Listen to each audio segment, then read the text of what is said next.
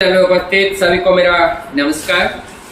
आज का विषय है गैस्ट्रोएंटरोलॉजिस्ट से रिलेटेड और यह है मेसेंट्रिक एडेनोपैथी और लिम्फॉइड एडेनोपैथी, जिसको हम साधारण भाषा में अगर समझे आंतों की गांठ। आंतों में और ये साधारणतः बच्चों में या वयस्कों में और जो क्रोनिक डिजीज से जो लोग पीड़ित हैं उनमें भी इस तरह का ये एडेनोपैथी देखने को मिलता है। तो सबसे पहले हमें ये समझना है मेसेंट्रिक एडेनोपैथी क्या है, किसे कहते हैं। जब हमारा एब्डोमेन और इंटेस्टाइन के बीच में जो जोड़ते हैं जिसे, और जो मेम्ब्रेन होता है इंटेस्टाइन से और एब्डोमेन से, इसको बोलते हैं मेसेंट्री। ये मेसेंट्रिक है और इस मेसेंट्री में जब गांठ नुमा बन जाता है इस गांठ को लिम्फॉइड वार्ड्स बोलते हैं, और जब ये जनरलाइज हो जाता है तो इसको एडेनोपैथी कहा जाता है। अब हमें ये खास करके बच्चों का पेट का दर्द नहीं जाता है, वॉमिटिंग होना, भूख का ना लगना, और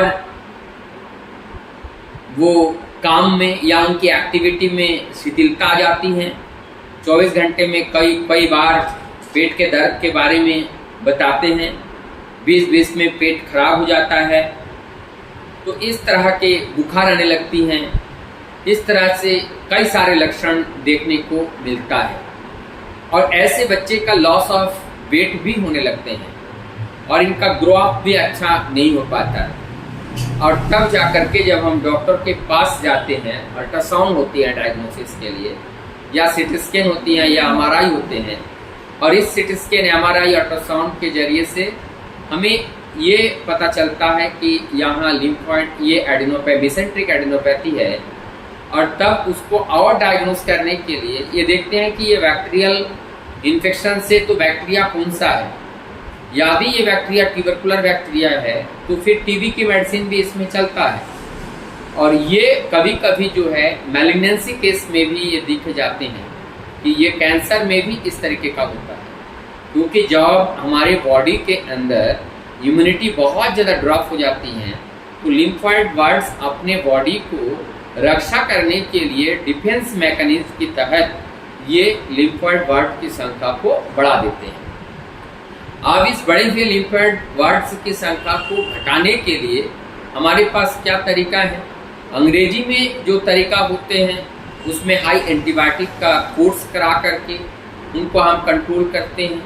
आयुर्वेद में इनके जितने भी सारे पंचकर्मा हैं, पंचकर्मा के सहयोग से, और साथ ही साथ आहार में बहुत ही लाइट डाइट हो और उसमें एनर्जेटिक भी हो, एनर्जी भी हो, तो सुपच्य आहार का प्रयोग करते हैं। और जिस बात को मैं लगातार बताता हूँ कि यहाँ पर हार्ड डाइट ना ले, नॉनवेज का इस्तेमाल ना करें, स्पाइसी और ऑयली का इस्तेमाल ना करें, हरी मिर्च का इस्तेमाल ना करें, चाय का इस्तेमाल ना करें, कॉफ़ी का इस्तेमाल ना करें, फ्रिज के कोई सामान इस्तेमाल ना करें, कोल्ड ड्रिंक का इस्तेमाल ना करें।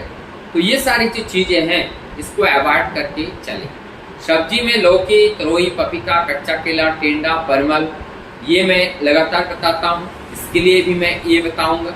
लेकिन अगर बॉयल करके मिर्च और नमक की मात्रा कम दे करके अगर इसको खाते हैं तो बहुत ज़्यादा लाभकारी होता है। बॉडी इम्यूनिटी के बढ़ाने के लिए जिसमें ज़्यादा एनर्जी होते हैं, एनर्जी टाइप की चीज़, और वो हर्बल हो, उसको हम, और सुपच्य भी हो, उसको प्रयोग में लेते हैं। और उसे प्रयोग में लेकर के हम जो है ये हमारी इम्यूनिटी बढ़ा करके ये लिम्फॉइड जो नोड्स हैं, लिम्फॉइड जो वार्ड्स हैं, इसको हम रिड्यूस कर सकते हैं।